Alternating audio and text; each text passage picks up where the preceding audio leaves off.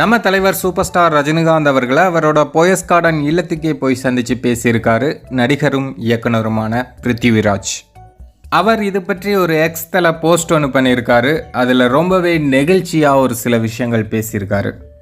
அதாவது நம்ம தலைவர் சூப்பர் ஸ்டார் ரஜினிகாந்த் அவர்கள் தான் முதல் ஆளாக L2 எம்புரான் படத்தோட ட்ரெய்லரை பார்த்துருக்காங்களாம். பார்த்துட்டு தலைவர் ரஜினிகாந்த் அவர்கள் சொன்ன விஷயத்தை என்னால் வாழ்நாளில் மறக்கவே முடியாது அப்படின்னு பிருத்திவிராஜ் சொல்லியிருக்காரு. நீங்கள் சொன்ன அந்த விஷயந்தான் எனக்கு உலகம் அப்படிங்கிற மாதிரி இவர் சொல்லியிருக்காரு.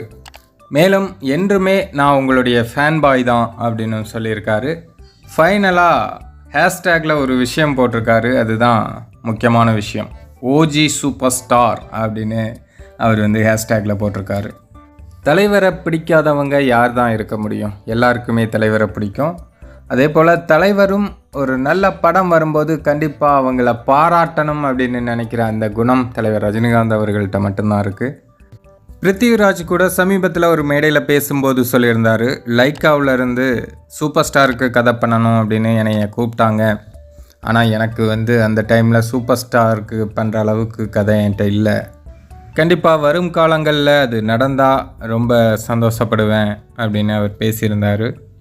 இப்போது தலைவரை கூப்பிட்டு வீட்டுக்கே கூப்பிட்டு பிருத்திவிராஜை பாராட்டியிருக்காங்க அப்படிங்கிறது அவருக்கு கண்டிப்பாக மறக்க முடியாத தருணமாக தான் இருக்கும்.